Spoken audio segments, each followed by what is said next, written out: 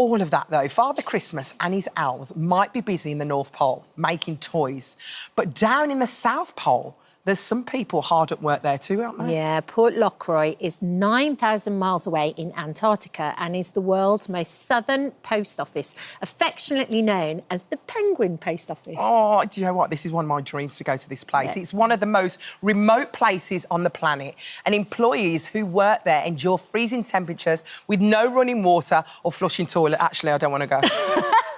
No, you can Change my mind. You can pop on the ships as they go through. Oh, you can pop on there for a shower, apparently. Oh, fair enough. We can go live now to Antarctica to meet 3 of the people who work there. Let's chat to base leader Lou Hoskin, wildlife monitor Maggie Cole, and postmaster George Clark. Good morning, you guys. Good morning. Good morning. So tell us a little bit about what your jobs entail. So we're all down here with the UK Antarctic Heritage Trust, and the main aim is to look after the buildings that are down here and showcase the human stories of Antarctica.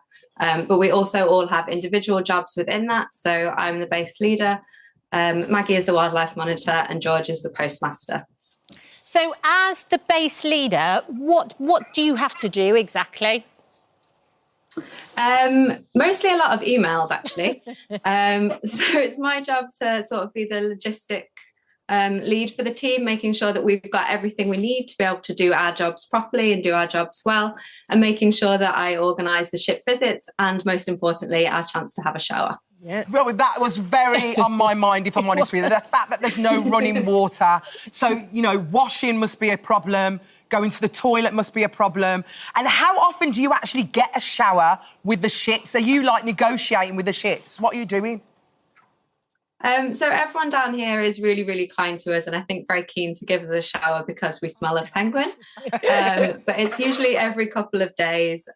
We have a mix of ships visiting the post office and the museum, which is really, really lovely to give people the chance to look around and see the history that we have here. And then every now and again, we go on a ship. So that's usually every 2 to 3 days. Okay. And Maggie, I was going to say, Maggie, you've got the best job.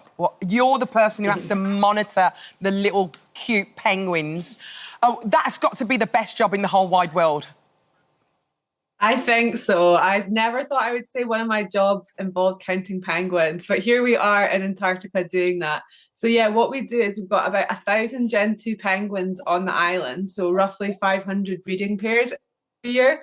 And my job is to monitor them and how successful the breeding pattern is. So we look at the nests and their eggs, and we look at the chicks towards the end of the season. And once they've started crashing, they form little groups, and their parents go out to sea to get fish. So they stay together for protection, and we count the chicks once they're crashed as well. So it's just to see every year how the breeding is going. And this is part of a long-term study that's been going on since 1996. So yeah, it's a really great thing to be part of, and it's an incredible job. Oh, and how are the penguins at the moment? Are they breeding? They're doing well at the moment? They're doing amazing. So we had our first egg on the 18th of November, which was one of my co-mates Dale's birthdays, and also Polar Pride. So that was a really lovely event, and we're hoping to have our first chick by Christmas, but we'll see. What a lovely Christmas present. George, you're the postmaster there. I know there's like 18,000 postcards that go through the office. What exactly does your job entail? Yeah, that's right. So you have a post box here. So people buy their postcards, buy their stamps, and then pop them in the box. So we get all those together. We go through them, franking the stamps, bundle them up, bag them up, and put them on ships ready to be distributed all over the world. Wow. And did you have any prior experience of being a postmaster before? None whatsoever. No, it's been a learning curve. So we're every day's a school day. Yeah. We're learning as we go. And I'm guessing even being there is kind of a learning curve too, because you don't have any darkness at the moment, do you? No, that's correct. Yeah, it's 24-hour sunlight at the moment, so which is great for the solar panels. Not so great for the sleeping patterns, but yeah, we're adapting. Yeah, that's not good for your circadian rhythm at all. No. Do you have to stimulate nighttime then? What do you do when you want to go to sleep? We draw the curtains at about 8 o'clock, 9 o'clock, so we try and simulate nighttime as much as possible. which is great. And then when we come out of our bedroom in the morning, we are blinded by the light. So, yeah. Oh, it's lovely. I mean, it is incredibly remote, but you do actually get to meet quite a few people, don't you? Yeah, we do. We have cruise ships come by every kind of couple of days, and we have lots of visitors visiting us. We've got a museum here, so they get to learn all about the history of the place. And we also have our online, we have our shop on board sometimes, or we have people visit and we have a shop here. All the money goes towards the charity, so it's a really fantastic cause. We also have an online shop, so if you are looking to get your Christmas presents sorted, you're welcome to go and have a look at our online shop as well. Oh, you're going to have such a lovely Christmas. Imagine waking up on Christmas Day seeing the penguins. Is there any way we could actually have a look outside right now and see if we can see any penguins? Yeah, we can give it a go. Oh, go on. Here we go. Oh, excited. Come on, George, take us out there. Let's have a Don't little disappoint look. us. Don't disappoint. We want to see penguins. Let's have a look. There we go. Can you see it? Oh, it's beautiful. There they are. Oh, So where's the love penguins? this. There we go. Oh, look at them. So we have to stay 5 metres away from the penguins, but you should be able to see some in the background. Oh, what a lovely life you're living. What a lovely life. I've always wanted to go there. Yeah, it's so funny because they call it the little white voice that draws you back there. Do you feel that, George? Yeah, that's it. Yeah, I think I'm going to miss this place when we leave. So, yeah, we're all really fond of it. Well, listen, Lou, Maggie and George, have a wonderful Christmas. Yeah. Thank you so much for introducing us to the penguins, and enjoy your time at the post office. Yeah, Merry Christmas. Thank you very much. See you Thank later. you Bye, so much. girls. Bye. Bye. Aw. That was, I wanna feel go. really Do you wanna Christmassy go? now. Yes. I really want to go there. That would be amazing. It'd be but I only incredible. want to go for a day. So you don't have to do a shower. I on the really ship. want to go. Hi, everyone. Just wanted to say thank you for visiting our This Morning YouTube channel. Now, listen, we upload new content every day. So go ahead and hit that subscribe button so you don't miss out. And we'll see you in the morning. Well, we've been busy already today. We talked yesterday about Harry Styles having his hair chopped off for charity. He's donating his locks to the Little Princess Trust, the charity that provides wigs for children who suffer from hair loss due to cancer treatment or alopecia. Well, we'll be meeting the founder of the trust a little bit later, and we're also doing our bit for charity today, lining up our volunteers to go for the chop. Very nervous they are today. But sitting in a waiting room here. The chop. We're calling this our live locks lop off, and we've got 4 brave people ready to go for the snip. So here to do the honours, we've got stylist Percy. Hello, who's here. Percy. You're right. First in the hot seat is Emma. Emma, how are you feeling? Nervous. How long has it taken you to grow this? I've always had long hair. Yeah? Yeah. So this will be a big change. Why are you doing it today then? Just 'cause I've got a lot of it, and if I can make it worth my while for other children, then why not? Well, it's a lovely thought. It's a Yeah. lovely thought. I mean, Harry has really boosted this, hasn't he? I know, Big it's time, incredible. Big time. So the moment has arrived. I know. Percy, I'm so jealous you get to do this. I know, Good luck. It's going. Do you want to feel it one last time? No. Okay. Let's turn you a little You've bit got so lovely we hair get a as good well, really vision. thick, gorgeous hair. Yeah, it's going to take a second to cut through because it is thick hair. That's Listen a to good that thing. noise. Oh gosh, it's going. Now, It's obviously, going. when you do this, it's really important to remember it needs to be dry hair. Right. Because otherwise it's quite difficult for the charity to use the hair. It's going to be a big difference. Also... But listen, it's good. It's good. It's great. is. It's good It's to have fine. a It's change fine. as It'll go well. back. It's taken him a while to saw through It's it. really thick. It's really thick. Look. Oh my gosh, how does that feel? Light. You know what? really light. Let's pass you this and turn you back Oh, round. my goodness. So you can do this in a few that is plaits it. if Yeah. you've got shorter hair, just Yeah. to make sure they get the most amount of hair. But But you because know it's what? one I know leg, you haven't even styled that, but it already looks good. you're done. You're going to put a proper style in this Absolutely, and make yes. it all beautiful. Yeah. Well done, you, for being so brave. You all right? Feeling all right over there? Yeah. Everyone else okay? A little anxious? Yeah, a little bit. Yeah. Yes. George has got almost as much to come off the front as he has off the back. That's true.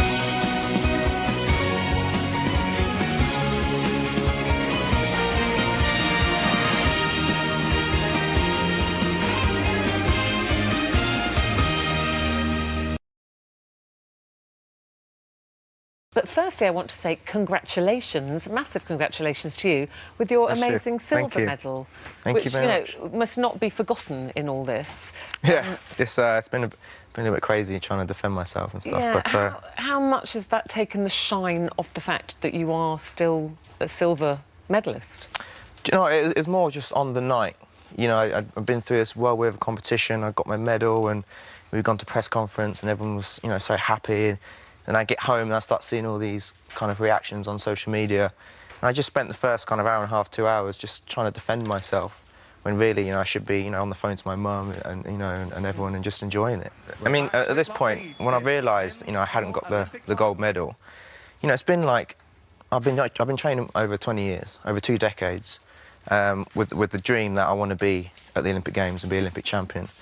And my Olympic training has been 12 years, you know, from Beijing up until now. And to know you haven't got that gold medal at that time, you know, I needed a minute to let that sink in. Yes, I think there'd be more likely something wrong with you, my friend, if you hadn't got those feelings and that you're saying, oh, well, there you go, that's it, you know. Yeah, but I think what your problem here is you've got people who often know nothing about sport, who don't bother with sport except for every 4 years, and they want everything to be lovely and they want everybody to get a prize for everything they do, and that's my theory behind a lot of this.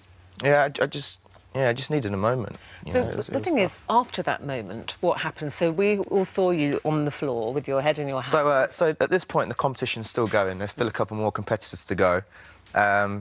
And in between the routines, the cameras come down and they film your reactions and stuff. And then the cameras went back to the Russian, who was still left to go on the pommel horse. And during this time, I kind of got myself up, went over to Max's coach, gave him a big hug. He hugged me, said, you know, amazing job. I said, congratulations. And then I saw Max, gave Max a big hug. But none of this was caught on camera? Yeah, because the cameras have gone back to the Russian now to film their routine. So, yeah, I said well done to Max. I said well done to some of the other guys that I'd finished I hadn't been to yet. And then I went back to my seat. And then, obviously, the Russian had finished and the cameras came back down. And it looked like I hadn't actually moved places. I just stayed there the whole time and just ignored Max, which was not the case. Right. Well, a lot of people having their knickers in a twist about this. How are you about all of this? How are you feel? A lot of people very concerned. Are you concerned? I'm not concerned in the slightest. You know, after 5-10 minutes had passed and I was able to digest everything and realise what had just happened. You know, I just won an Olympic silver medal, you know, my 3rd Olympic Games, my 4th medal in my collection. You know, and it's been such a task to get to this one. Yeah. You know, the other 2 was relatively speaking, Is that because easier. you took a year out? Because I took a year out, because I'm no longer one of the best and I'm having to really fight for my place on the team. A lot of people said... Is that age, do you think, or is it because you took a year out? I think obviously it didn't help taking a year out, but I was able to prove myself and I proved, you know, that I was able to be on that team. But everyone's so good now in Britain. You know, it's hard to make that team. But is that something, as an athlete, you have to accept? There are younger, fitter, stronger people coming up always behind every athlete. Yeah, I've said this in interviews, it's fantastic for the sport. It's just hard for me. Sure. You know? And when you get on the podium, how hard is that? When you get on the podium and there were a few tears there from you... I mean, I held them back in the corridor when we were getting ready to march out. I felt it coming and I thought, you know, I'm all right with this. And then as I stood behind the podium about to step on, I pictured my mum watching at home with her friends and I just got very emotional and it's been such a job for me, for my mum, for my coach. So many doubters not thinking I could have done what I did, and it just came out, and you know it was just a very proud moment. Lewis, what about the next moment? Let me ask you about the next moment. You've got it all, but you haven't got gold. You've got Tokyo 4 years away. Is it worth the hassle? What are your thoughts? It's always worth the hassle. But you're ancient. I am ancient. 27 now. Hey, I haven't got any grey hairs yet, but they're coming. So you'll be what, 31? I'd be 31 in Tokyo, yeah. Training is tough. It's very repetitive, and you do have your days when it's like, you know, is it all worth it? But when you go to something like the Olympic Games and you represent your country and you're there with your friends, it makes it all worth it.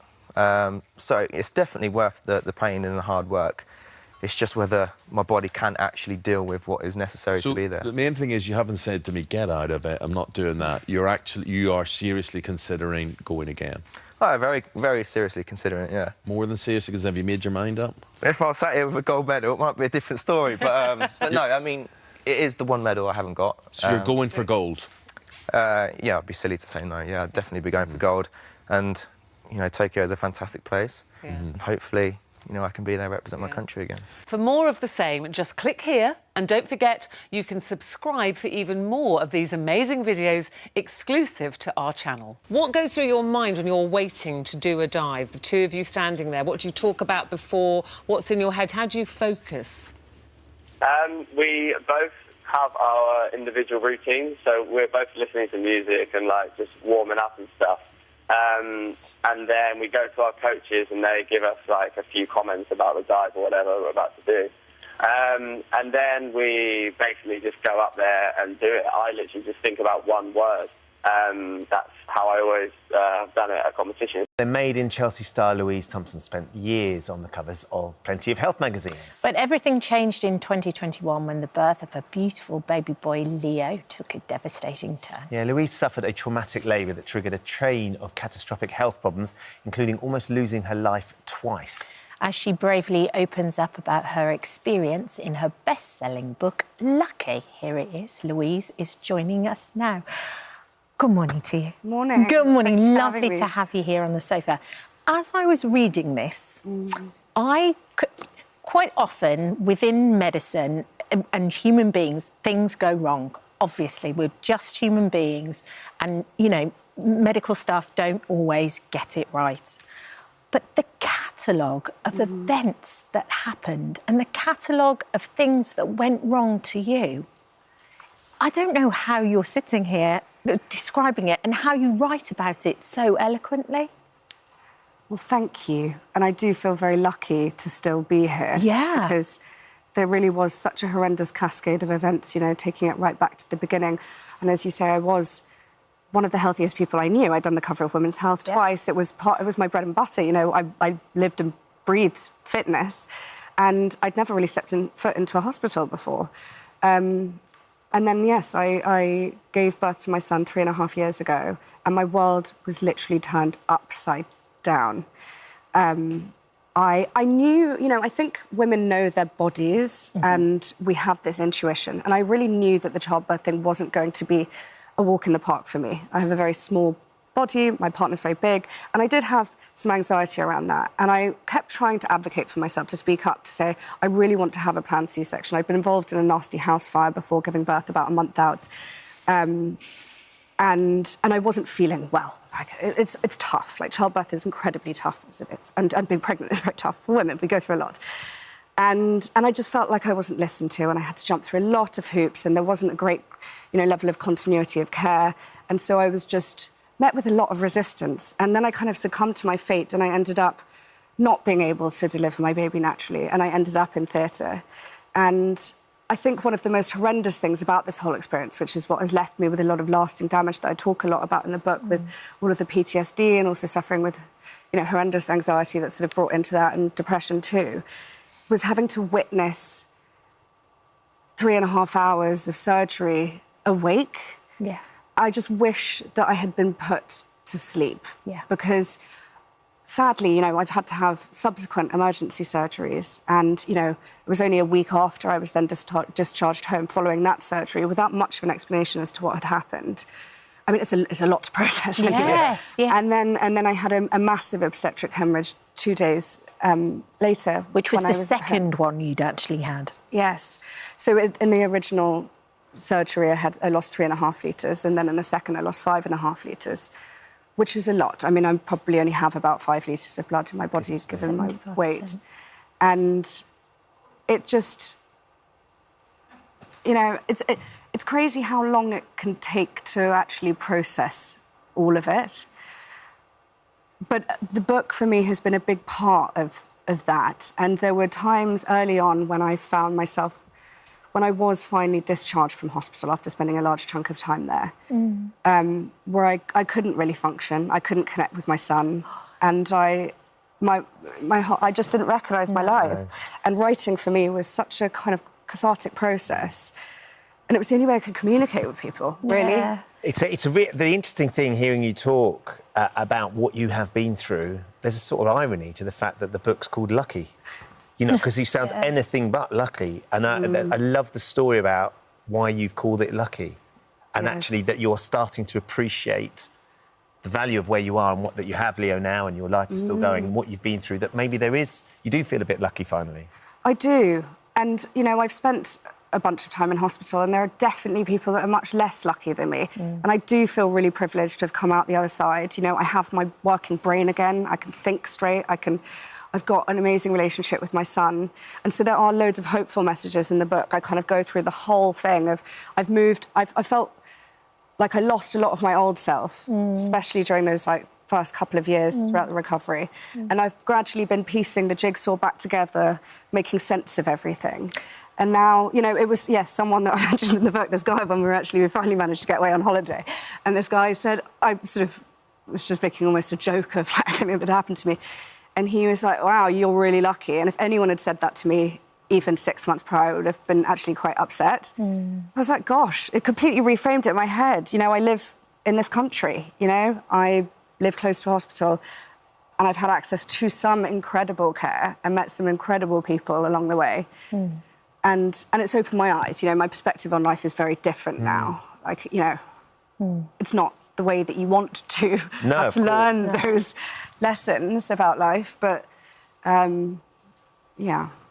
But I guess you do very much start to seize the day and appreciate friends and appreciate family. And I know that Leo is just gorgeous, and I'm guessing how much you absolutely love him now that you've got the PTSD under control, because that was one of the biggest things. And what I found so sad about the book was you managed to cope with all the physical stuff, and then mentally that took over, and little Leo was this living, breathing incarnation of reminding you of these terrible things. Exactly that. I mean, it was awful that he was re-traumatising me when I was at home and I was sort of in the same space as him, under the same roof. I just have memories now of... So a lot of it is a blur because your brain just tries to shut it out. But I have memories of just holding him and looking up, and as he was crying, and I would just look up at the sky, and honestly, I would just pray. And I'd go, take all of this pain away, like this mental and physical torture. But yeah, the mental stuff was a lot worse than, you know, physical... You can often fix a physical problem. You can diagnose a physical problem a lot more easily, but it was the mental torture that was really hard to grapple with, because you can't go in and get treated. You can't fix it. You can't fix it. So, you know, there are medications, and I did an awful lot of therapy, and I was considering going to a mother and baby unit and going to other facilities, but I think that would have just prolonged the recovery, because if I'd stepped away from my son, I might have got better on my own, like in my own kind of cold dog cell, and then go back. You've had great support from Ryan too, I think, as well. I feel very, very grateful to have a partner. We spoke to the Chelsea and Westminster Hospital because obviously you've been through this catalogue of things, and this is what they said: the health and well-being of those in our care is an absolute priority.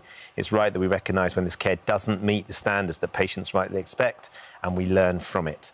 Patient safety and the quality of care we provide are fundamental to our maternity service. Our thoughts and best wishes are with Louise and her family. We're committed to working with all our patients, and we'll continue to work with Louise on supporting her and providing appropriate resources and guidance. So one of the things that's hugely important, I'm sure, for you is being able to share your experience, share it with the hospital, and also in the hope that other mothers and parents won't go through what you've been through.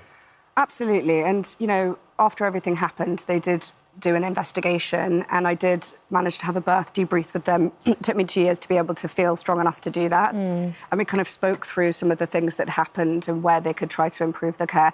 And, you know, there are some amazing people that I have a relationship with, and I actually am still under their care because I have other problems I've suffered with an inflammatory bowel disease, so I have a close relationship with the gastroenterologists there. So I was there only last week, and the colorectal surgeons. And so it's sort of a stark reminder every time I go in, but also you have to have this, you know, this like blind faith in these people that are also only human as well. And I think the thing that I've learned as well is that it's not personal. That's the thing. It's not, you know, somebody... It's not me against anybody, you know? It's so trying to remove the emotion from it. I'm in a place now where I think, OK, how can I just get myself back to, I'm here, I'm at A. If I want to be at B, how do I get there? Just do it collaboratively. One of the things you've been lucky enough is to have is a fantastic family around you, and your little brother I know. As irritating as he can be, I'm sure, growing up, he has been a real... Look, there you go. He's been a bit of a rock for you through this, hasn't he, Louise? He has, and actually I'm so lucky that we do live next door to each other because... That's wicked. Isn't it cool? Yeah, I'd love to live next door to Well, each you other. think that, but it grows old real quick for Louise. Yeah, we barricaded the wall up in between, so there's no hopping over the fence anymore. Knocking. Yeah, That as well. And he's got a key. Actually, he breaks in through... Anyway. I'm sure he does. How has your relationship changed, actually? Because there are so many great big events here that happen. I'm guessing the dynamic between the two of you has kind of changed as well a little bit. Yeah, do you know what? I mean, Louise it's funny because I've just been over there doing the bunny ears to Louise when she's getting introduced, but and that's really the only way I know how to sort of like handle stuff when it gets to that level. And but it changed a lot, I think. You know, Louise is the bravest person I know, and to have that as my sister is nuts. You know, I've never met anyone braver. I think like no one will ever know the full stuff that Louise went through, and that's true. I think it was I sort of welled up and actually cried a little bit where Louise had these little things dangling down from the ceiling in her house and little extracts from the book, and she was like, "Can you read the passage about you?" And I was like, "Oh, okay, fine." And I read it, and she basically was like, "He's become my big brother." Yeah. Yeah. The dynamic shifted, didn't it? That was terrifying because oh no, but it's a weird thing when someone you love so much is in so much crisis and who you become in that moment and stuff. And Louise's partner Ryan is the absolute rock to everything. And I actually remember when you had the hemorrhage, I was at the ITV Palooza. And my mum called me and was like, "You need to get to the hospital now." And I actually snuck into the hospital, past all the guards and stuff, and just sat in a room with Ryan for like all night to find out whether Louise was going to survive. Like, it was nuts. Well, because also, if you put yourself in that position, Ryan's there, he's got Louise on the operating table, he's got Leo somewhere else, and he's thinking that at some stage, and Leo wasn't very well when he was born either, so he's thinking he might go home from the hospital with nothing at all. Yeah. I mean, how did you handle that moment with him? It's a weird one because you lock in. Yeah. You really... I've never been so focused in my life, actually, when it gets that bad, you really sort of like steer into a completely different phase of your being. I've never really had it before, and I hope to never have it again, to be honest with you. Yeah. But you really lock in, you become laser focused. I wasn't that emotional, actually, to be fair. I was just literally just like so on it. Yeah. And I've never actually been like that before. And so Ryan was the exact same. Essentially, Louise, he can be grown up if he has to. Now I know. Yeah, we don't want to be like that, but you know what, whenever... But then he would come and visit me and you'd just lie on the window ledge and you'd go, "Oh, I'm so tired." And I'd be like, "Thanks, Sam." Yeah, I'd go and moan. Exactly, it hurts to make you laugh even at that point. Do you know what? I did feel like there was a time where Louise obviously was going through, you know, a lot in the hospital bed. I feel like sometimes she needs the Joker in there. Yeah. So I'd literally just open the door and be like, "Hello, clown suit zipped up." And I'd sort of try and make her laugh a little bit, which was... everyone had a different role, I think, but just to have Louise sat here now is it's lovely. Yeah, it is. I mean, we're the luckiest family in the world just to have Louise still here. Oh, I'm going to cry. Yeah, we're very incredibly lucky. And it's smashing to see your relationship. And this book is, it's a tough read, and you actually even warn the reader at certain bits. This is what's coming up, and I'm about to be very honest. But it's a great read too. Well done. Thank you for coming in. Thank you, guys. And thank you for putting up with him. Yeah. I mean... You had him a lot longer than we have. You can't pick family, can you? That's the problem. We get to send him home at the end of the day. And he can't get rid of it. It's true. Yeah, he seems pretty busy at the moment. Great to see Thank you for visiting our This Morning YouTube channel. We upload new content every day, so go ahead and hit that subscribe button so you don't miss out. And we'll see you in the morning. Yeah, all right. Good. I was about to have a moment, but I'm right. You're amazing. Thank you. Well, Demi joins us now to talk more about her condition. She's also alongside gynaecologist Dr. Neetu. Good morning to you both. I mean, it's so brilliant that you were on the show and you were so vocal, so honest. Was that kind of your mission to begin with, or was it a happy accident that happened along the way? I think a bit of both. I feel like I went into the experiment to like give myself to someone, and in that moment it was like, I need to share this part of who I am. but it's something I'm very uncomfortable with. So obviously I knew I had to like disclose it, and it was a lot for me to do, but the relief was so liberating afterwards to kind of get it out there, and I was received so beautifully, and it honestly has helped me massively, so I'm very happy about that. It's really emotional watching you talk about it, because clearly it's not a subject that you have, until now, until you went on the show, felt comfortable talking about. You couldn't even say the word. No, I couldn't. Like, honestly, to say the word endometriosis, which I can say now, I'd just get really tearful and really upset about it, because it was something that really did take a hold of, you know, how I was in relationships, and it was something that I was worried about kind of disclosing and so can you explain when it started and how it affected? Oh, yeah. So when I first had my periods, I didn't know what a normal period was, right? I was quite heavy and stuff, and I just thought that was kind of normal. And then as you get older, you start to get into relationships. I always played football, and I started to notice that it was a lot more painful than what my friends were saying. I used to get like really numb legs and really severe back pain. But obviously that was kind of associated with playing football. Like I was in injury. Yeah. So I was just going back and forth like, what is this? Until it started to actually affect my relationships. But also, and it's going to be quite graphic, and one of the things that really struck me, Demi, you played in this football team and you had white kit. Oh, yeah. And you used to have to sort of take precautions in case the heavy period sort of came through. I'm talking like 5 pairs of knickers just because I was just worried. Like, can you imagine being a 15-year-old and leaking in a white kit? Like, terrifying, but also to think that was normal. Yeah. That was sort of, you know, that's what the you had to do. frustration, because you kind of go and you hadn't been able to share what you were going through, to understand that there was a condition that you were experiencing. Yeah. And this is no fault of anyone around me, because I just wasn't open about it. You know, I wasn't telling my mum I was doing that. I wasn't opening up to people. I just thought that was kind of like the norm that you do. You kind of mask it. And when did you first realise that it wasn't, and how did you go about getting help or advice? To be honest with you, I think it was when I got into a more serious relationships, and you know, you're more sexually active and so on, and the impact of that and how it made me feel afterwards and stuff. I was like, this can't be normal. So obviously I sought medical advice, a lot of back and forth, like misdiagnosis. Like I got told I had IBS, which is a common thing, I believe. Very common, yeah. So I was put on laxatives, and I was thinking like, why is it still so bad? Like, what is going on? To the point where I don't think I really got taken serious until I hit 25, because that's when you have your cervical, your smear test and so on. So yeah, they detected it when I hit 26. That's when I had the keyhole surgery. And the diagnosis then was quite severe endometriosis. Had it been found earlier when you first started asking, it would have been a very different thing. Yeah, and that's what obviously I was a bit upset about, because it's like I've been coming out for the last 7 years to try and figure out what's going on, to the point now I'm being told it's like moderate or like stage 3 and whatever.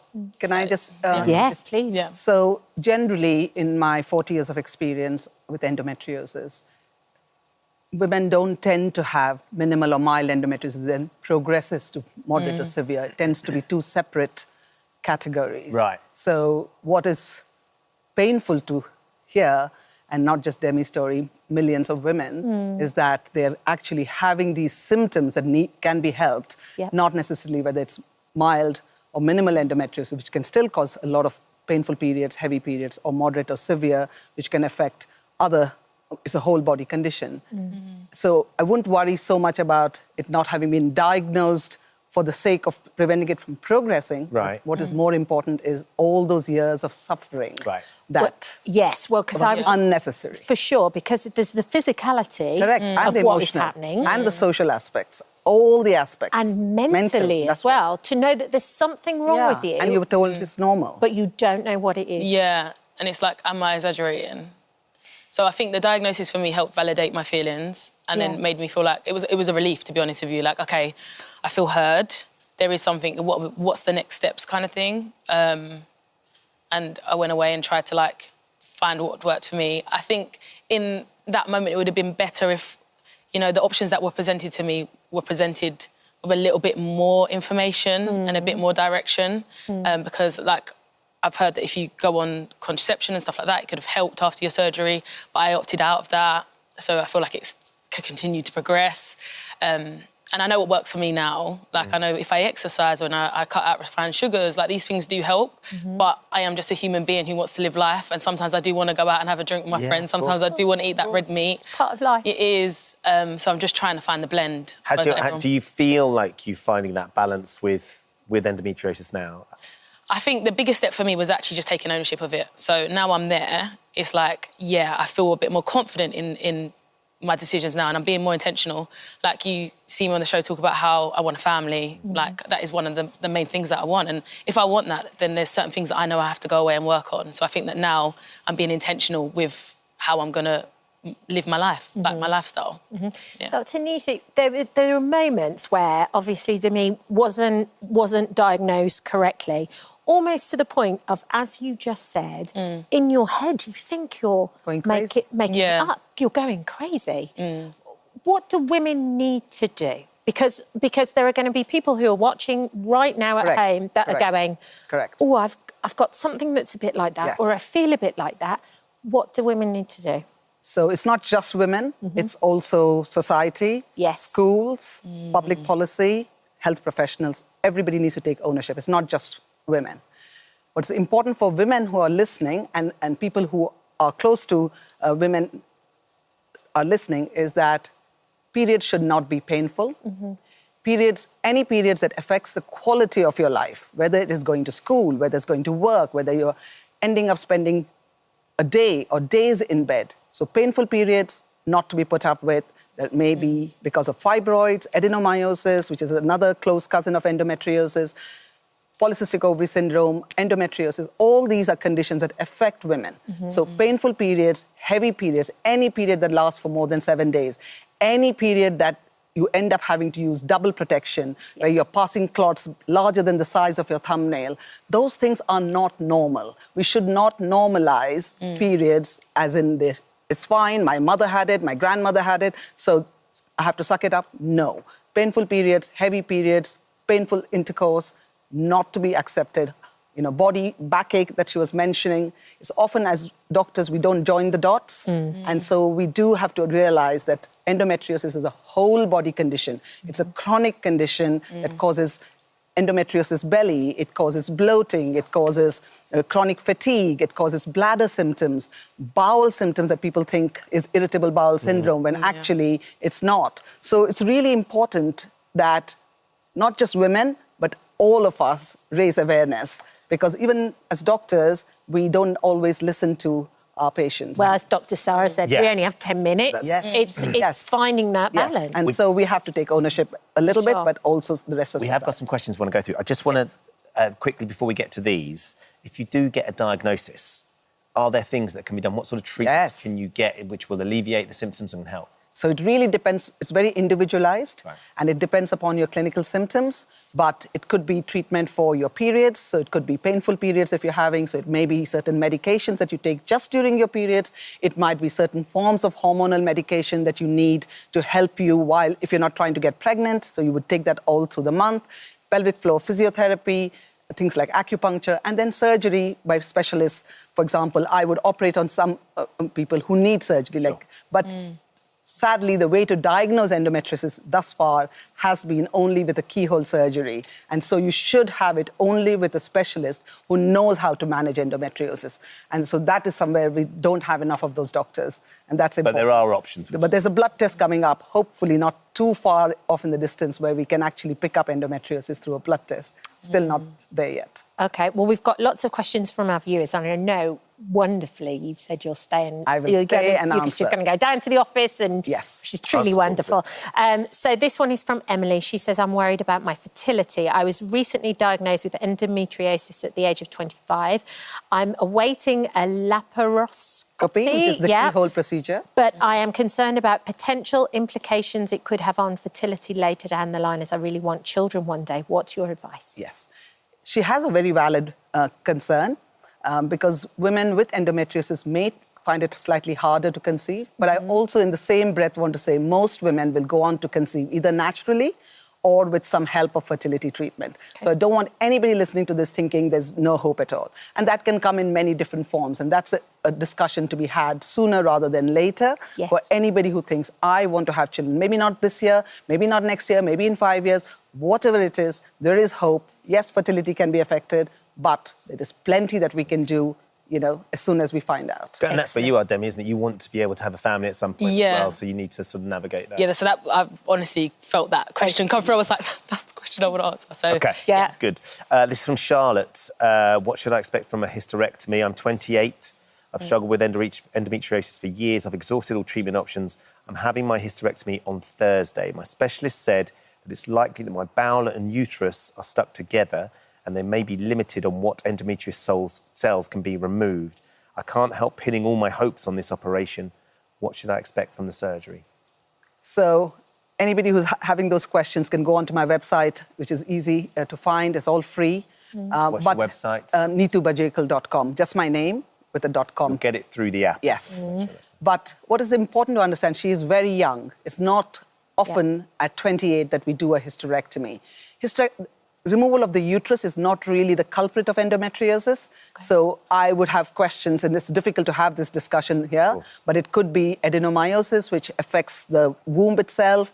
Has she completed her family? Has she frozen her eggs? Has she frozen embryos? All these questions have to be asked, made sure that it's you know, because it is an irreversible procedure. So, and yes, most women will sail through it, but there can be complications, especially when you have a condition like endometriosis, if the bowel is stuck, if the bladder is stuck. So a whole team is needed to operate in this situation. It takes a good 2 months at least to recover. So work has to be very empathetic as well. It's important that we don't just rush back to work when our body is not ready. Do your preparation. I have all that information on my website. Great. Okay, good luck with that, Charlotte. This one is from Kerry. She says, about 2 days before my period, I get really bad pain in my right shoulder. The pain stays during my period and then it stops hurting about a day after I finish my period. I've been to the doctors twice about it, but they just shrugged it off as a pulled muscle. However, this happens during every period, so I feel like they must be connected. Yes. Are they? Yes. And so endometriosis, we haven't defined what endometriosis is. Endometriosis is where cells, abnormal cells that are very similar to the lining of the womb that we shed every month as a period, it decides to stick itself usually within the pelvis, on the lining of the pelvis, in your ovaries, at the back of the uterus, on the bladder, on the bowel. But sometimes, and that's why we don't know exactly what causes it, sometimes it can go in your nose, in your lungs, in your diaphragm, in your brain. And so distant endometriosis is a known factor that should be taken very seriously. Wow, I didn't know that. It's known as, yes, it's really important that that is paid attention to because, you know, somebody who's giving you a history like that should not be ignored at all. It may not turn out to be that, but it is... Needs checking. Absolutely. Get that checked, Kerry. Then Penny, she's, are my spotting along periods down to endo or perimenopause? I've had problems with my periods since a very early age. Got diagnosed with endometriosis in the last couple of years. I'm 41 years old. My periods in the past 5 months have either been longer than usual or I've been spotting in between. I feel really confused because I want another baby, but I don't want sex. So I'm just wondering if this is down to endometriosis or something else, maybe perimenopause.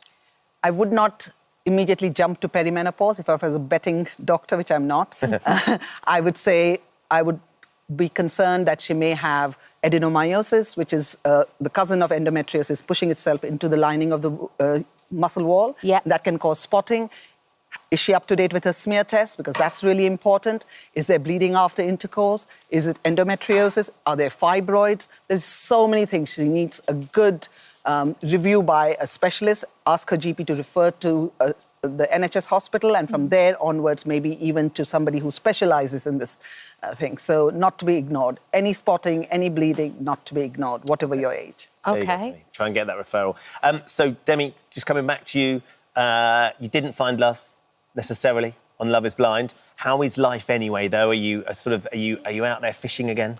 Trying. I'm just about to. Yeah, no, I'm going to get myself back out there. Good. But yeah, it's been good. Well, look, thank you for coming in and thank you sharing very your much. story. Thank As you. know, like you say, just taking ownership Brilliant. of it. You can see the change in Thank you you. already. You know, just sort of meeting you today. It's been brilliant to meet you. Absolutely brilliant. Well done. Thank you. And Dr. Neetu, we didn't have enough time to get through everything Not a here, problem. but She's so wonderful. She's staying. Amazing. She's going to set up her office downstairs, give her a cup of coffee. She'll be here all afternoon. No coffee, I'll be up all night. Okay, fine. No coffee, no coffee. Whatever you'd like. She's going to be answering some of your phone calls a little bit later on, and we'll get through all of those. So fingers crossed. Thank you for visiting our This Morning YouTube channel. We upload new content every day. So go ahead and hit that subscribe button so you don't miss out.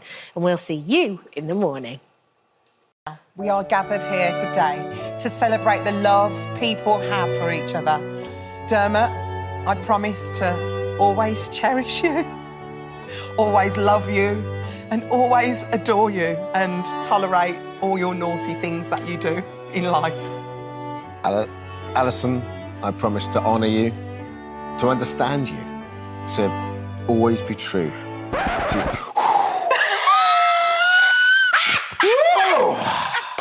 Well, actually, it's Someone not about... order me a cold shower right now. It's not about how much we love each other. Mama! As it's Valentine's Day, all morning, 14 amazing couples have been getting ready to renew their vows live on the show. Let's not the mate. Too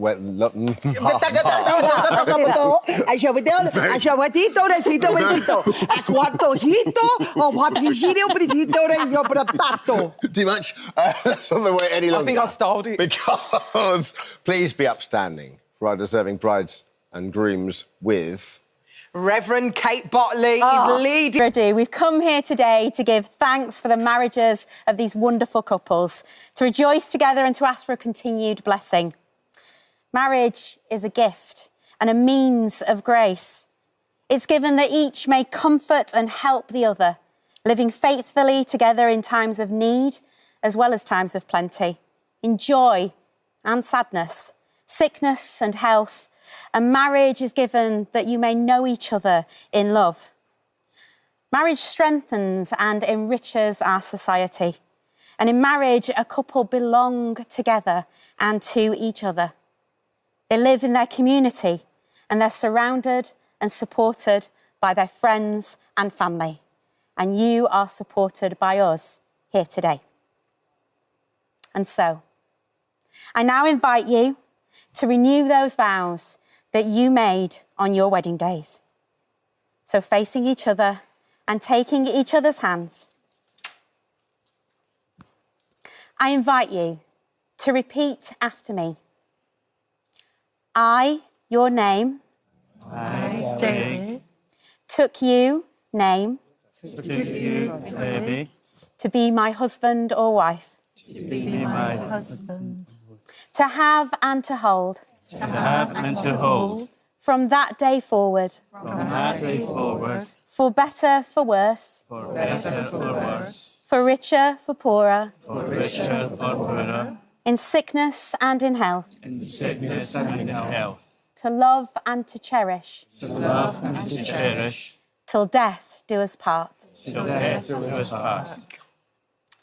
And now I invite you, if you have a wedding band, to put your hand on your partner's wedding band that you exchanged on that special day. I gave you this ring. I give you this ring as a sign of our marriage. as a sign of our marriage. With my body, I honour you. With my body, I honour you. All that I am, I give to you. All that I am, I give to you. And all that I have, I share with you. And all that I have, I share with you. So if you'd like to face this way. So may you all be made strong in faith and love. May you be protected and defended on every side. And may you be guided in truth and peace. And may I be the first to say, congratulations, you may kiss your bride. I actually didn't think it was going to be as emotional as it was. How was it for you, Leah? Lovely. 18 years in, still going strong. Oh, and when you all looked into each other's eyes, did that feel... Channel. Now, listen, we upload new content every day, so go ahead and hit that subscribe button so you don't miss out. And we'll see you in the morning.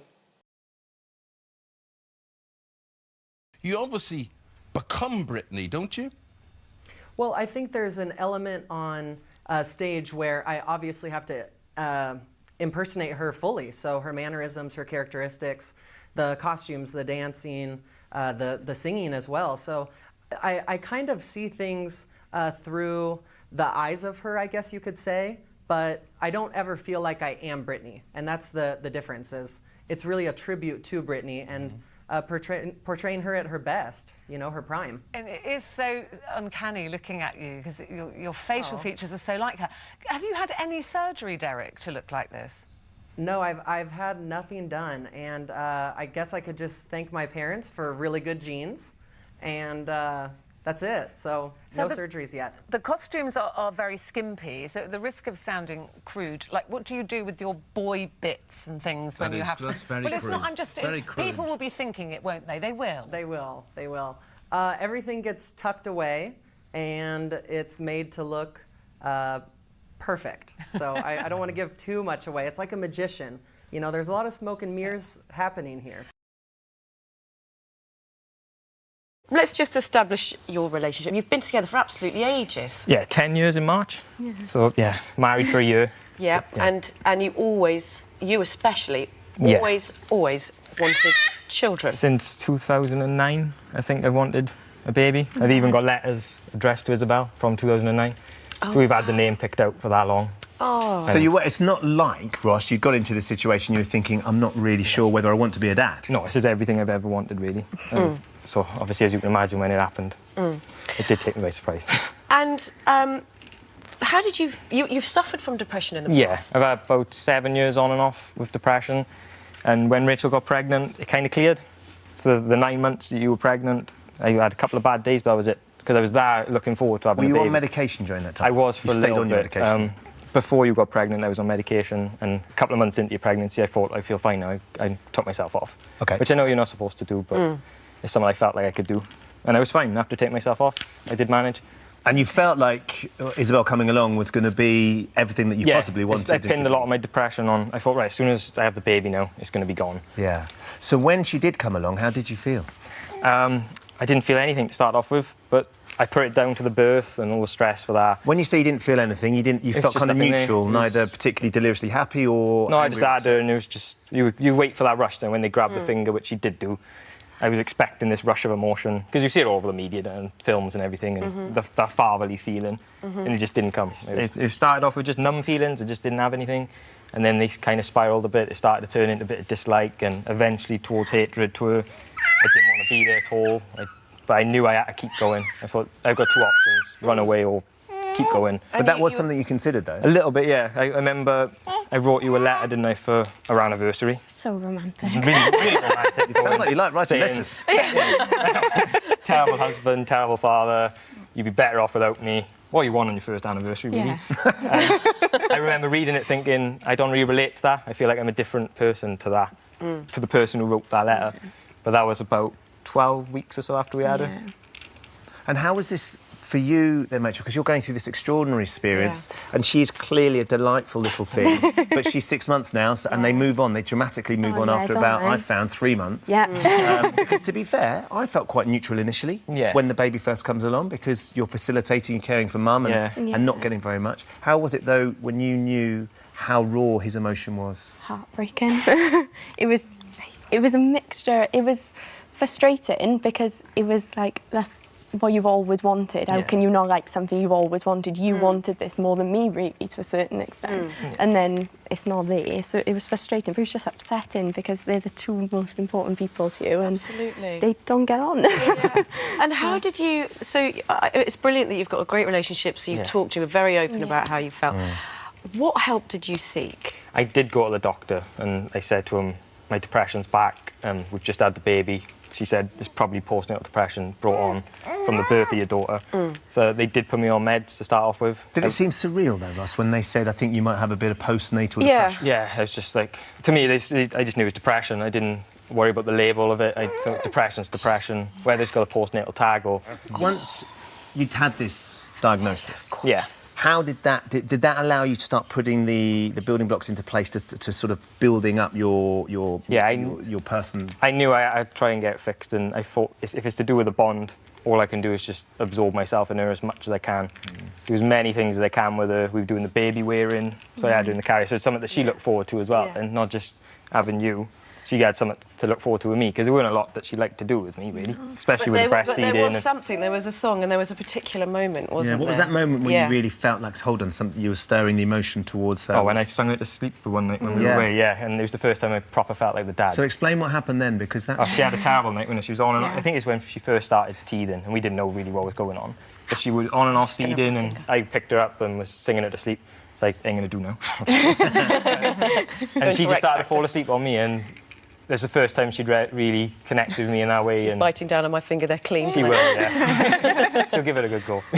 But that was the moment when suddenly you thought, you know, I have got something to offer here, something genuine like, she's responded to. Yeah, it was the first time I'm like, well, I'm giving her something, and she's responding back to me. And she does need me as well as Rachel. Absolutely, and that was the big turning point. And brilliantly, you started writing a blog, which is called Is a Blog, because she's Isabel. It's my little way of trying to be funny, but... No, it's good. It's a really good idea. And you've had amazing feedback, and actually... I mean, if you look at the stats, it's actually quite a common thing, and you're not alone in any way. That's why I almost feel weird being on you, because there's so many other guys going through it. It's awkward being on you to talk about it when it's like there's so many other guys going through this, and I'm here being brave enough to come and be honest. Yeah. It's not sort of the default settings. No, I never expected to end up on you with it. It's brilliant that you're on here talking about it, because men really struggle to admit, first of all, that there's a problem, and then to come and see the doctor. There's so many women come and see me. They say, my husband's struggling, but he won't come. So talking about it that first step is solid, but because I did it before with the depression, and I've always had the open relationship with Rachel, it wasn't as big of a thing for me as it might be for other people.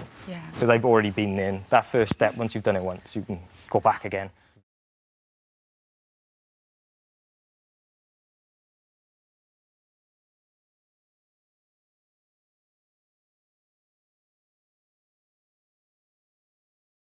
You were born with this, weren't you? This was called bladder exstrophy? Bladder exstrophy is correct, or epispade, as it's known as. It's where your bladder's on the outside of your body, basically. OK, so... And how does that affect your body?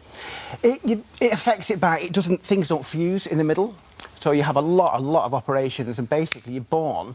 There's different variations of it. So you have a born with bits of penis or none, and I had the worst variation, and it was none. So you had testicles? Yeah. Right. So as a child, I imagine when you were a young child, it's something that you don't overly notice too much. It doesn't seem to bother you. But when you came into teenagers, that's when this really became an issue for you. Yeah, it doesn't affect you as a kid. It's just the operations that affect you. But when you hit about 13, 14, you know you're in for trouble. You know something really bad's coming. Yeah. And when you were here in 2013, one of the things you were talking about was the fact that to compensate for that, you had slept with 100 women. And that, it becomes clearer, was because you appeared to be just desperately trying to find a companion. Oh, 100%. People thought it was a boast, and it wasn't. It was, you couldn't settle down with one woman, so you'd end up moving woman to woman to woman. Because I assume when you told them, it just didn't last very long. Oh, you didn't. You realised you couldn't tell them. You realised, I'm not going to tell them, because you're going to tell everyone. So you had to kind of make a decision. It was like 20% I told. The rest I thought, it's not going to work out. So it wasn't a boast, it was just, I had no other option. Well, you met Fabian around about the time that you came on in 2013. Yeah. At Fedra. When did you tell her? Well, I was it came out in the newspaper, and I thought, oh, they told me what day it was coming out, and I had to tell her, I told her the night before the newspaper.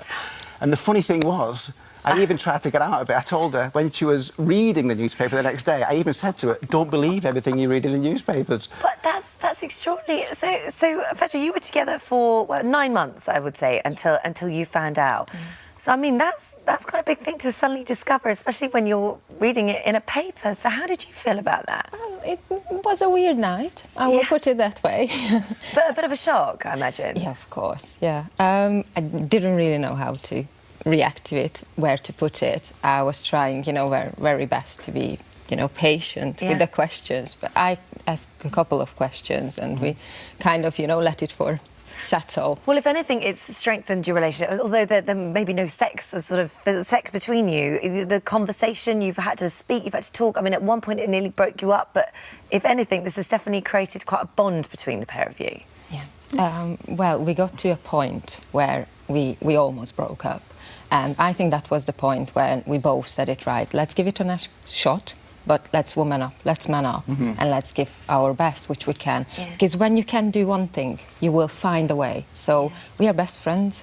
Yeah, yeah. And you say that the sex is not something that is necessarily forefront in your mind. Of course not. People think that's the main thing, and it's not, because first I want to be well, because you go in hospital with infections, so people don't see that side. Years of kidney infections. Oh, complete years, like 100 operations, more. And people just think it's about sex, and it's not. I'll look at that when I get better, and then I can move the relationship forward, but it's not about sex to me at all. So the question is obviously that you've got to be asked, what have you got? What have they given you? They've built completely what any man's got now. You know, they've done an amazing job, and you have to see what these people can do, these surgeons, the NHS, amazing. I've got what anyone's got now. It just needs turning on. I have one more operation, and they're just going to basically turn it on. So the skin comes from your arm? Do you want to see the arm? Yeah. OK, it actually comes from there. Wow, oh my gosh. So they literally, and that forms the skin on the outside of your penis? Yeah. Well, basically, I can cover that up with a tattoo, so I'm looking for a tattoo artist now. So you won't actually see that when I get it covered up. So once again, I ask this on behalf of gentlemen everywhere, and that's some ladies, I'm sure, as well. But you look at that, and you can sort of see the size. What were you not tempted at any stage to say, right, OK, well, actually take the skin up to there? I don't. A lot of people say that. I don't think they do sizes. They just do it off your arm and muscle. They get what you're given. So. And so when you say it's switched on, what is that process? Well, the process, it's one more operation. It's basically they put mechanics in, and they have to basically just turn it on, and it's a 3-day stint in hospital. So does that mean that when the decision is made that tonight's the night type of thing, that you press a button and it happens? It's kind of like that. I can't make excuses, you know. It's just I could do it when I'm asleep, couldn't no excuses, I? no getting off. You could just switch it on. I go to sleep. But with that comes the added initial problem of the fact that to test that it works, you have to have a 2-week erection. Oh, I'm not looking forward to that, definitely. And I've got to get the train home from London that day, so I've got to have an erection for 2 weeks. And where are you going to go for that amount of time? Home. Just stay in. 100%, yeah, I'm not walking about. Once it is sort of up and running, can you have a family? I haven't looked into that yet. If I can, I can. If I can't, we'll just adopt. So it's not really, we've agreed on it, haven't we? That's not really the issue. So I'm really happy where it's going. Yeah. Anyway. And the reason you're doing this is because you want to say, if there is, and this is, it's not common, but there will be people who have this, that there is now a way forward. Yeah, some people can be sat at home. I understand not everyone's going to have this, but I mean, really rare conditions. Just get up, go and see your GP, go and do something about it. I was in a really dark place. I got up, I did something about it. There is help out there. Do not sit at home thinking nothing's going to change, because I am just proof everything can change. Yeah. If you enjoyed that, there's more of the same right here. And make sure you subscribe so that you never miss the best moments from this morning.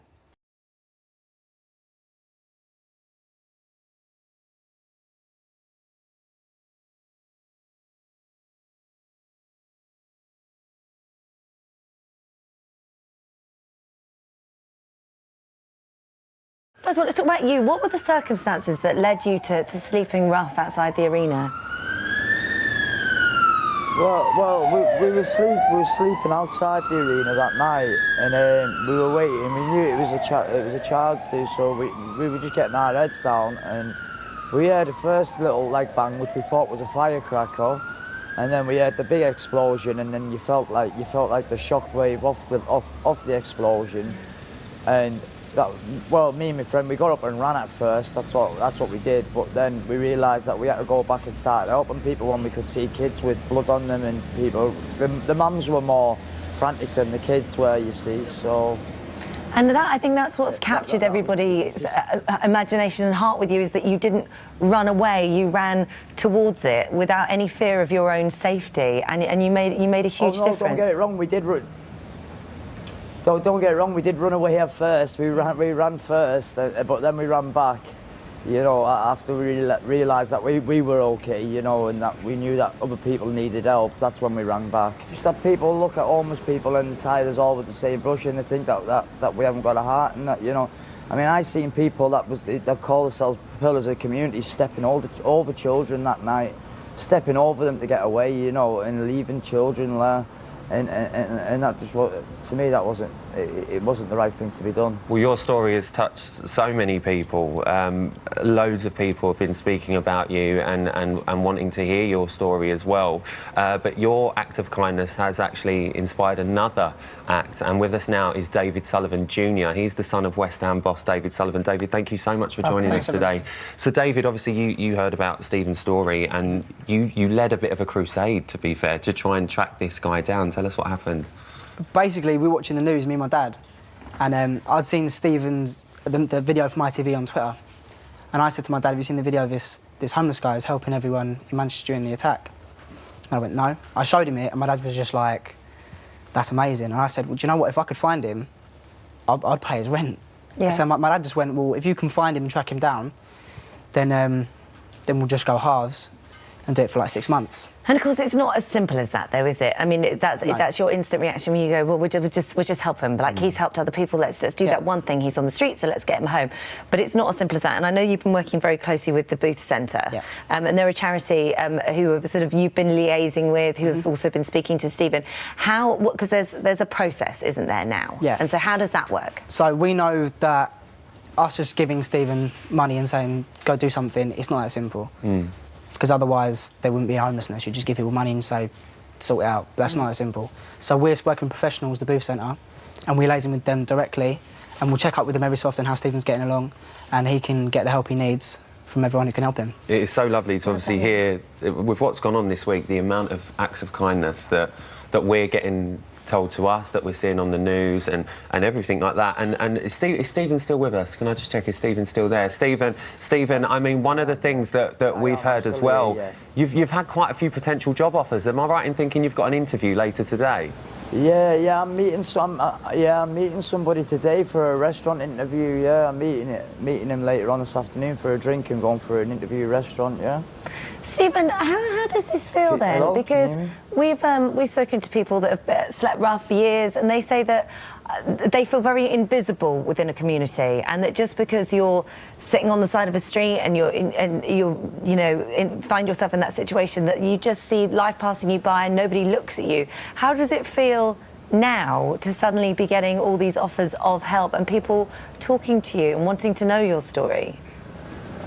Well, whilst I've been waiting just for you to come on air, I mean, I've had a lot of people just come stop and shake my hand. I've got people stood off now at the side of the camera wanting to come and shake my hand and talk to me. I've had people come and asking me for selfies and everything. So, you know, compared to, like you said, sat there where everyone just like doesn't take any notice to you, to where everyone does notice you now, it is weird. It's different. And are you looking forward to starting this process now? Because it's not, you can't wave a magic wand and everything will be better. Definitely waiting to get it sorted out and definitely waiting to get it done. Yeah. I mean, listen, we wish you the best luck, Stephen. We've got to say as well, a shout out to Graham Seddon. He set up a Just Giving page for you to help raise money to support you. And I think, if I'm right in saying, when we last checked, £36,000 has been raised. And I know that money is also going to be with the Booth Centre, obviously helping you get on your feet and hopefully changing your life for the better. I'm really pleased. I mean, I've had another guy on the phone who's done another page for me as well, and he's raised over £20,000 as well. And you know, just my love goes out to them all, to Dave and the people that have put pages together. You know, thank you very much. I'd just like to say thank you to all of you for all your kind comments and everything. You know, Stephen, I don't know what anyone else would have done, I suppose. Well, you say that, but it also takes a very special person. And thank you very much for joining us today. And we look forward to seeing where life takes you. Good luck with the next interview. Chapter. Good luck today, Stephen. It's a pleasure. Thank you.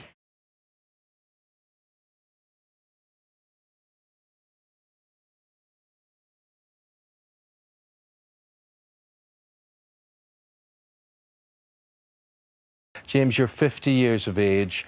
Tell us your whole experience of this and your battle to have this accepted.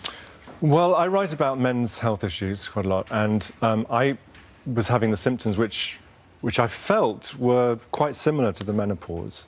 I consulted my male friends, none of whom had heard about the andropause, or the menopause, as it's known. And did they kind of laugh at you? Or? Well, they just didn't believe it was something that was real. And I spoke to my female friends, and they all laughed and thought, well, that's our thing. You know, that's not something that men particularly suffer from. So I just started exploring it as something, and I was having these various issues to do with anger, and I was exhausted a lot of the time, and I felt... So your mood had changed? Yeah, my mood had certainly changed. I was becoming quite irrationally angry about things, and I spoke to a lot of my male friends about this, and they were also, you know, from age 40 upwards, were having similar sorts of problems. So once you did start talking to your male friends, one by one they start going, well, actually, yes, I have been feeling a bit like that. Yeah, and the thing with men is they hate to talk about this stuff. They don't like to admit that they're feeling down or they're feeling angry, because it's a sign of weakness, so they'll bottle everything up.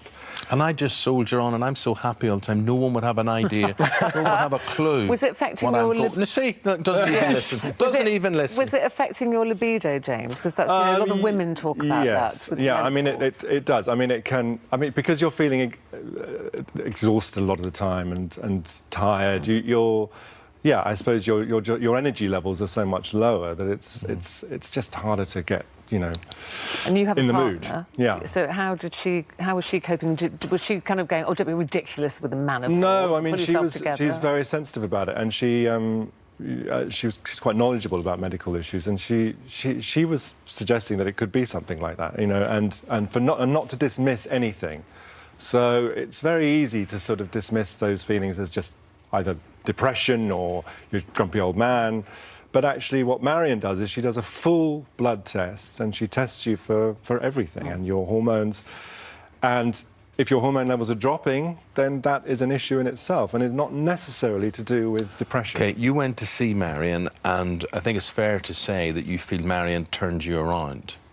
I think so, yeah. She's very thorough in her diagnosis and her investigation of how you're feeling, and it's not just to do with your mental health, it's to do with your physicality, your lifestyle. All these things play in on how you're feeling. So we all have a role to play in this, Marion. So do you approach this the same way as the approach is for many women, which is hormone replacement? Oh, I approach it exactly the same way, but before I do anything like that, I really have to get to know my patient and the person I'm treating. So I have to exclude a lot of, you know, maybe other causes. And in a case like James, or I've had quite a lot of patients, male patients, when I've excluded everything, then it's fairly obvious that, and the testosterone levels are low, I would replace with testosterone or with DHA or a combination of both. But each patient is totally case by case. Each patient is unique and each treatment is unique, but it is with hormones. Marion, it's interesting. I'm just looking at some of the comments coming in here from our viewers, predominantly female at the moment, and, you know, they're saying, really? You know, anything we can do, men can do it more dramatically. Menopause, is it just like man flu? You know, well, do you know what gets me? What gets me? No, what gets me? No, exactly. How do you change that view? I could not sit here and criticise, nor could John, any female condition you're right. in that way. So it absolutely amazes me that there's not some sort of empathy or some sort of realisation that if this happens to one species of human being, it obviously the same cycle has to happen to the other one. And no wonder men are feeling that they can't come forward and admit to these things, because there's a lot of guilt around it and a lot of prejudice. Women will often laugh or criticise or just not take it seriously, and that's really important that men stand up and, you know, and actually go out there and if you're feeling miserable, if you're feeling low, if you're feeling depressed, go to your doctor. Because the thing is, Marion, just final word with you, if you go to your doctor and you describe the sort of symptoms that James was describing there, they may say it's a bit of depression or it's a bit of inflammation or it's a bit of whatever. Overall, surely the approach has to be different. We've got to maybe assume that it's the menopause, do that blood test and check out those hormones before treatment comes into play.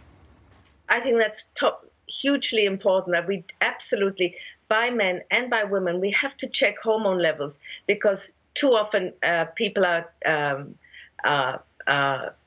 told that they're depressed, and it's not, they're diagnosed with depression, and that's not the case. And nobody wants to be depressed, and they want their vitality back. And with balanced hormones, you know, they can really have it back. And I think every doctor needs to be aware of that. Yeah.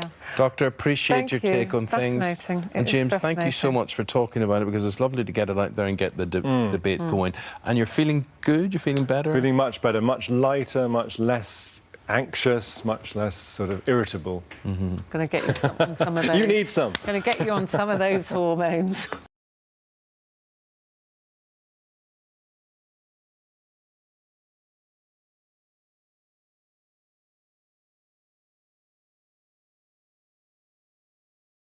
Mark Pearson was making his way back home during a busy commute when he passed a complete stranger.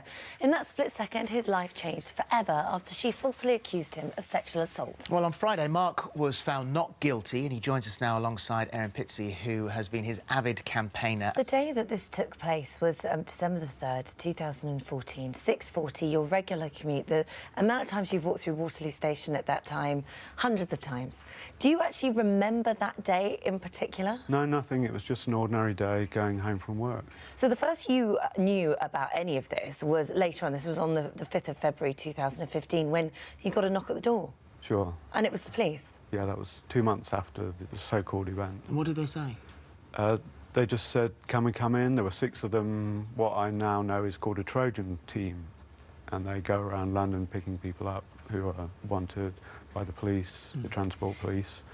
And so you must have been thinking, gosh, at some point, I mean, I'll be very fully cooperative, which you were. You went down to the police station, you gave them all the information that you had. Like you said, you don't remember this day in question because there were so many similar days like it. Nothing stuck out in your head. And you must have been just thinking at this point, common sense will prevail. Surely they'll realise that they have got the wrong person. I mean, I had the option not to say anything. My solicitor, the duty solicitor, said you could either say no comment or you could be fully cooperative, which is what I did, because any normal person would assume that common sense would prevail. They would look at the CCTV footage which they had, compare that with what the woman was saying, and conclude that it was preposterous. It was just nonsense what she was saying. So it was 4 months after that that you were then phoned by your solicitor and he said, you're going to be charged. Yeah. And then this is going to go to court. That was the worst day of my life. And there were no witnesses. There was no forensic evidence to this. The biggest bit of evidence that they actually had was the CCTV footage. And now, in her statement that she gave to the police, it was 2 to 3 seconds that this moment happened on passing. Well, she said she's a well-known actress in her 60s. And claimed that you sexually assaulted her penetratively for 2 or 3 seconds, and this was followed, she insisted, by a violent blow to her left shoulder. And since this has all come to light, and we've all seen the CCTV footage, it is impossible for that to have happened. It totally contradicts what she's saying. And what I don't understand is why the CPS, even the police, didn't see that. I mean, I hold the CPS more responsible because we actually had the CCTV footage analysed by an expert at Warwick University, a guy called Jacob Blythe, who I thank, and the CPS still proceeded with the trial. The CPS have said in their statement there was sufficient evidence for this case to proceed to court and progress to a trial. We respect the decision of the jury. They're saying there is evidence. We've got the evidence here in front of us. So where is this going wrong? There seems to be a serious problem here, doesn't there? It's a systemic problem with the CPS. There's something gone radically wrong with their processes. Well, on analysis of that CCTV footage, you didn't break stride. You passed her, possibly without even brushing her. You passed her in half a second. Sure. And yet all of this is supposed to have taken place. You have a bag. You've got your hand on the strap with your right hand, I think, and then your left hand you're carrying a newspaper. So you must have thought, even if I had more time, logistically, it's not possible to do what she accused me of.